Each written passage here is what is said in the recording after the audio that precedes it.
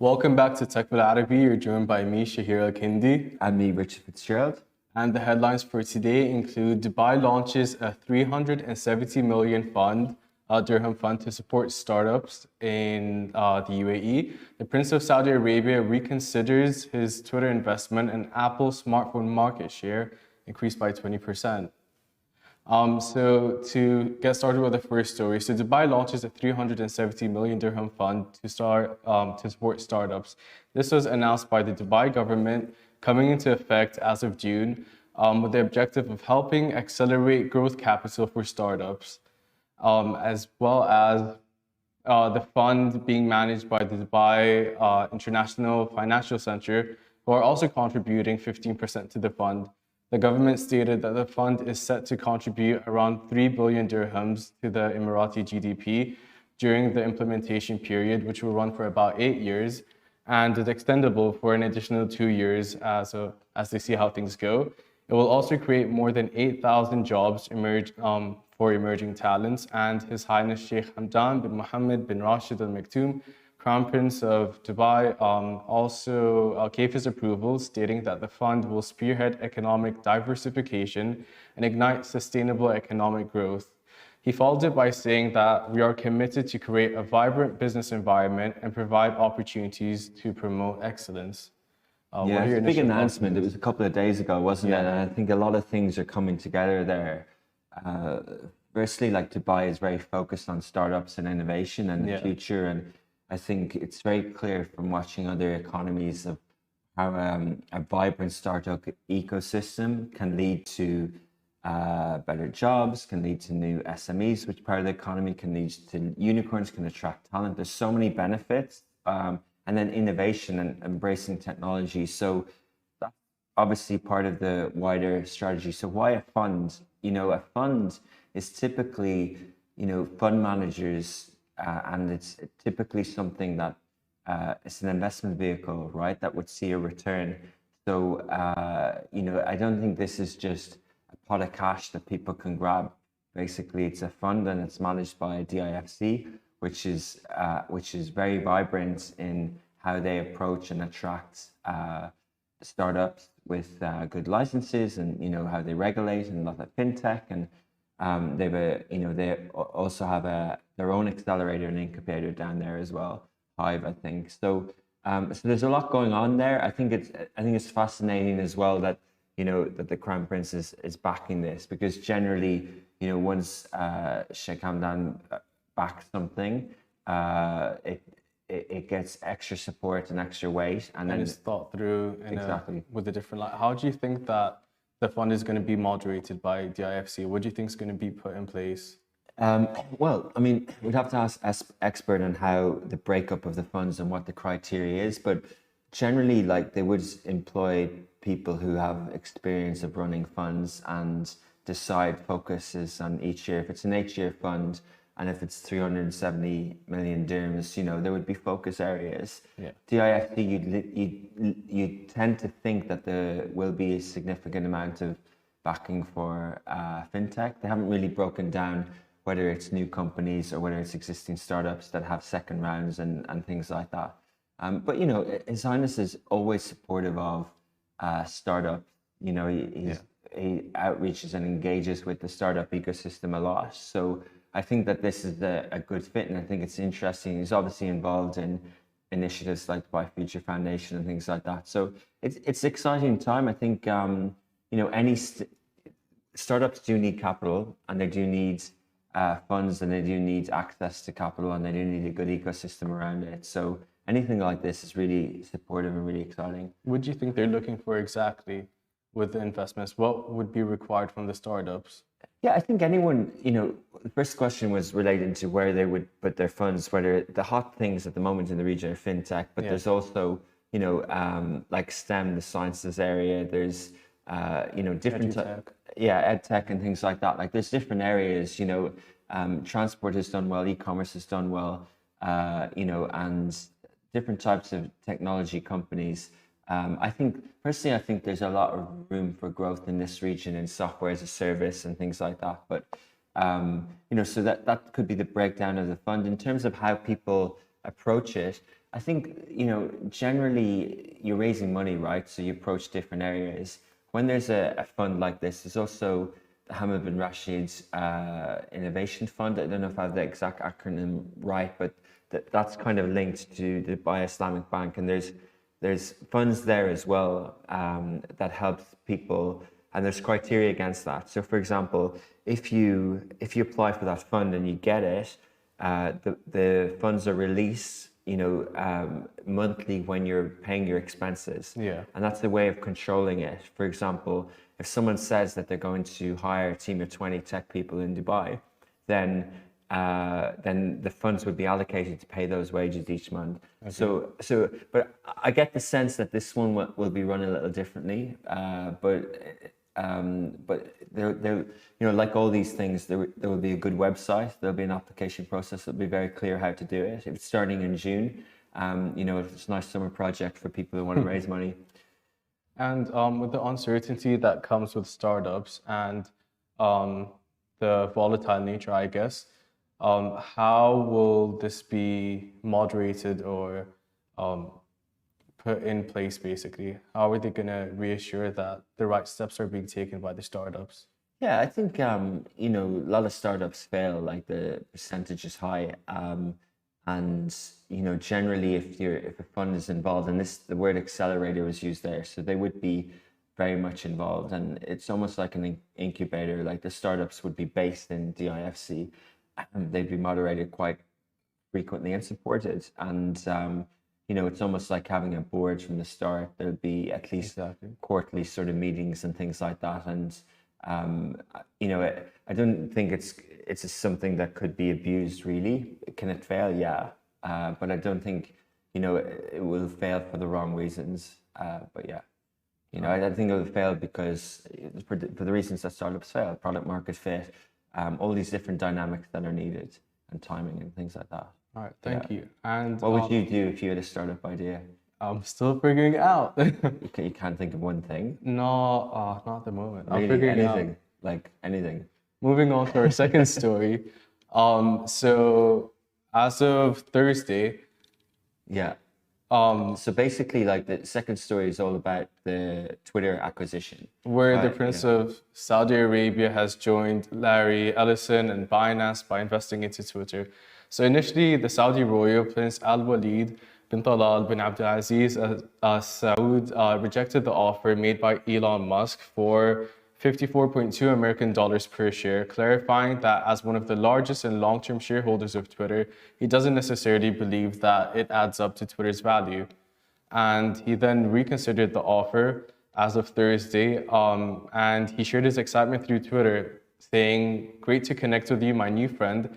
I believe you will be an excellent leader for Twitter to prosper and maximize its great potential." Also adding, "Looking forward to direct $1.9 billion in stake in the new Twitter and joining you on this exciting new journey."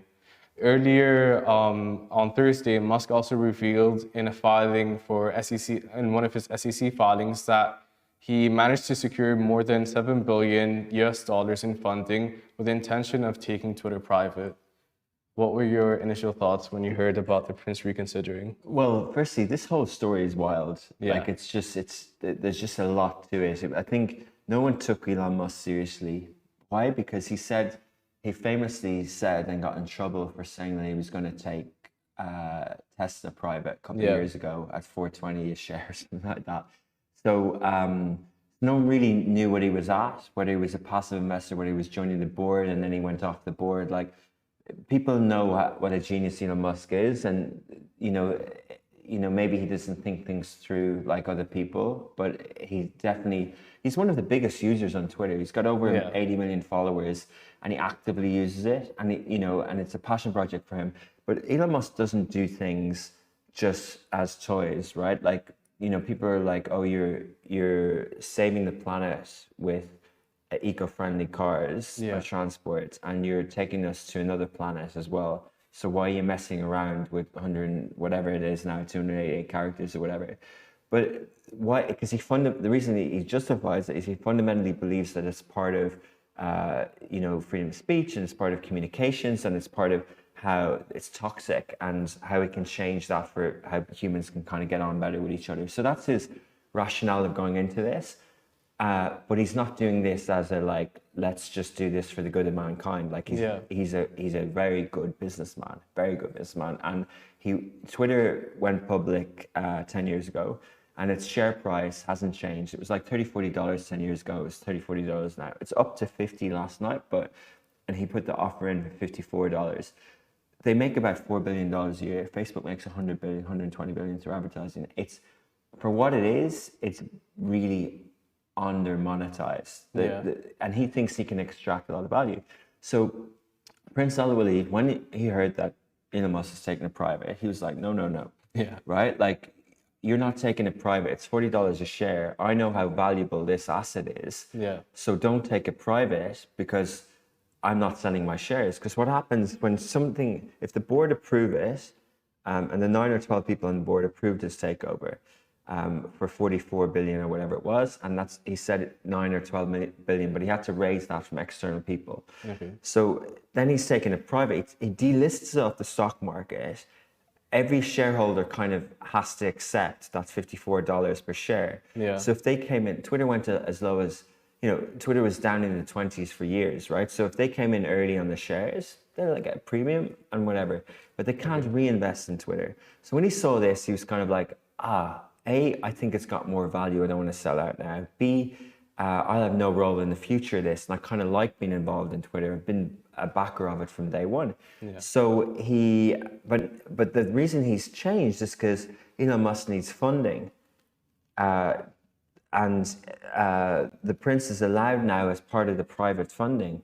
So he's like, of course I'll go back in because this is my way of being involved in something I think has got more intrinsic value. And it's also a vote of confidence for Elon Musk. Like, he's going to, Tesla's share price were down massively yesterday because people think he's going to spend too much time on, Twitter. And one of the reasons why Jack Dorsey left Twitter for the second time last year is because the activist funds guy thought that Dorsey was running two companies. He was CEO of Square and he's CEO of Twitter. And that's one of the reasons why they thought it wasn't extracting a lot of value or growing revenue. So they tried to kick him out. And he said he's leaving for the better good, but he was forced out. And but now all these people seem to think that Musk can handle running a third entity. So that's what's happening there. Now, you mentioned Larry Ellison, there's a few other people involved. There's a lot of big names. There's a lot of big, Sequoia. There's lots of big investment groups involved, and clearly they believe that Musk can do a good job. With him taking it private, besides affecting the shareholders, how does it impact the other stakeholders and the business in general? Does it cause any changes? Look, a lot of media is saying like Elon Musk is running Twitter. So there's a CEO of Twitter. Can't pronounce his name. He's an engineer guy. He's very good at products. Power. Yeah. Anyway, so he's really good, but he's not as well known. He's not a superstar CEO, right? Yeah. So people are easier able to talk about Elon Musk. But actually, up until the announcement that he was going to be hands-on as CEO, he was only going to be an owner. So, so it shouldn't change much. Like, you'd have to ask some employees of Twitter, will the culture change or whatever? In theory, it shouldn't change much. An owner's an owner, right? Bezos owns the Washington Post. It doesn't change much on the day-to-day. Yeah. It doesn't massively change. However, this will, because Elon Musk has very, strong views, not only on Twitter product and how companies should be run. He's very opinionated about capitalism and work. Like, he's one rule where if you're in a meeting, like we had a meeting yesterday evening, Shahir, and there was 6 or 7 of us in the room, and if someone wasn't contributing, he says you should leave, but he says it's not rude. It's more efficient. Get up and get out. Yeah. Like, don't just sit there. Like if you go to a meeting, you think you're going to be part of it. If it turns out that there's only 2 people talking, and you're not really needed, get out. Yeah. Like, so this is the stuff that he does. Like, he's got lots of rules and opinions about efficiencies and empowering people to make decisions and things like that. So I'm sure it's going to change things. he's talked about charging governments and companies for Twitter, which he should. Like, it's a value and charge for it, you know? So, you know, personally, if I was, you know, if I had the option to be in part of the private company as a stake shareholder, I would totally be part of it, because I believe that he'll extract a lot more value out of Twitter. And all the tech stocks are down at the moment. Yeah. You know, Twitter's 15 years old, but like, the future is the internet. So we've got another sort of, you know, once it comes out of this cycle, it might take 3-4 years to get back to all-time highs, and then you could see a lot more growth on Twitter. Do you think it has the potential of making as much as Facebook and the other social media platforms? No, Facebook's a juggernaut. I don't think it can. Like, I think that's a stretch to make it that amount of cash. And Google, but it's only really Facebook, Google, and Amazon have about 40 billion in advertising. But all the other ones, they're all about 3-4 billion. Like, even like, if you look at Instagram and YouTube, like, it's in the lower sides. Like, Facebook's ad serving platform and Google's overall revenue, mainly AdSense and search, they're just different leagues. Yeah. But yeah. One last question. In terms of freedom of speech, how do you think, with the Saudi Crown Prince backing this up, how is this going to change freedom of speech in general and in Saudi? I don't think Elon Musk fully understands freedom of speech. Like, he came out with a tweet last week saying, you know, he was all like, I'm going to take over Twitter and I'm going to back up freedom of speech. And what he meant was, like, he's going to stop the bots, stop the fake news, and he's going to, you know, allow people to say what they want to say. But then he was like an afterthought, oh, but like, as long as you stick to the laws. And then, but people, the problem with freedom of speech as a catch-all phrase is people use that phrase to interpret how they want to override laws, and they don't really respect laws, because they just use that as a catch-all. I'm going to say what I want. I don't care if I'm disrespecting you. I can do freedom of speech, you know. So I think he, you know, that's why he backed it up and he said, as long as you respect laws. And then other people said, yeah, but what if I don't like those laws? They didn't say it like that, but like, their worldview is different. They come from a different culture or whatever. So I think, you know, that's the perennial problem of social media, and I don't think Elon Musk is going to necessarily solve that. And yeah, I mean, now the critics are saying, oh, you're doing freedom of speech, and then you're letting X people who I don't agree with view of this catch-all phrase involved, blah blah blah. But I think I think the point of, like, having an open forum of discussion with respect of laws is actually a solid platform, you know, like. But people can understand this in different ways, and people will say it's all for profit and etc. So, you know, to be continued, basically.